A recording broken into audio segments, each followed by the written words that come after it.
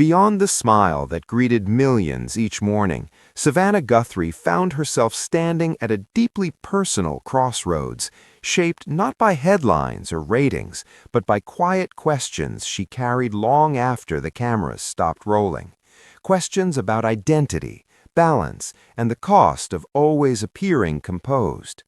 For years, the familiar rhythm of the Today Show had given structure to her days and clarity to her purpose. Yet beneath the polished professionalism existed a woman continually negotiating the space between public expectation and private truth. Savannah reflected on how easily the smile became a reflex, a symbol of reassurance for viewers that everything was steady and reliable, even when her inner world felt anything but. She thought about the early ambition that propelled her forward, the sacrifices that once felt necessary and unquestioned, and how success gradually revealed its own complexities, asking more of her than she had anticipated. Motherhood shifted her internal compass in ways she could never have planned, introducing a tenderness that made certain professional pressures feel heavier and certain compromises more difficult to justify. She began to notice how time seemed to fragment, how mornings belonged to the studio while evenings demanded emotional presence elsewhere, and how the constant transition between roles left little room to simply be. At her crossroads, she questioned what it meant to remain authentic in an environment that rewarded consistency over vulnerability, wondering whether growth required stepping beyond familiar versions of herself that others found comforting. Conversations lingered in her mind, advice given, expectations implied, moments when she chose diplomacy over honesty, and she recognized how often women are praised for adaptability while quietly absorbing the strain it creates.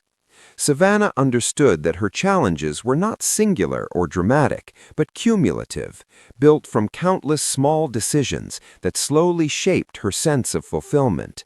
She reflected on the responsibility of being a trusted voice in uncertain times, how empathy demanded emotional investment, and how carrying the weight of collective stories could blur the line between professional engagement and personal exhaustion. There were days when confidence felt borrowed rather than owned, when self-doubt crept in, not because she lacked ability, but because she had begun to reevaluate what success truly meant.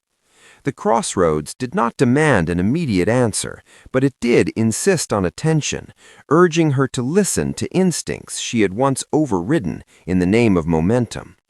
She realized that resilience did not always look like pushing forward. Sometimes it looked like pausing long enough to reassess direction, to acknowledge that evolving priorities are not failures, but signs of awareness. Savannah thought about how vulnerability, often hidden behind practiced poise, might actually deepen connection rather than weaken it, both with her audience and with herself. As she navigated this personal intersection, she learned that it was possible to honor a role without being confined by it, to value dedication while still allowing room for reinvention. The smile, she recognized, did not have to disappear, but it no longer needed to conceal uncertainty or suppress growth. Beyond it existed a fuller, more honest narrative, one that allowed space for reflection, adjustment, and self-compassion. Standing at her crossroads, Savannah accepted that clarity rarely arrives all at once, and that meaningful change often begins with acknowledging discomfort rather than escaping it. In choosing to face these questions with openness rather than fear, she discovered a quieter confidence rooted not in certainty, but in the willingness to evolve, trusting that beyond the familiar smile lay a path shaped by intention, balance, and a deeper understanding of who she was becoming.